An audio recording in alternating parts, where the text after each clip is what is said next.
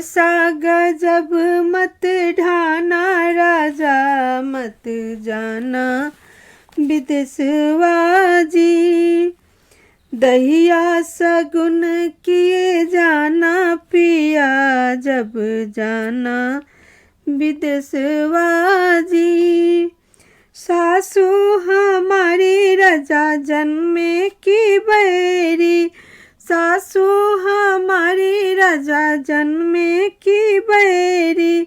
उनको नैहर किए जाना राजा जब जाना विदेशवा जी। ऐसा गजब मत ढाना राजा जब मत जाना विदेशवा जी। गोतिन हमारी रजा जन्मे की बैरी, गोतिन हमारी रजा जन्मे की बैरी। उनको अलग किए जाना राजा जब जाना विदेशवा जी। ऐसा गजब मत ढाना राजा मत जाना विदेशवा जी।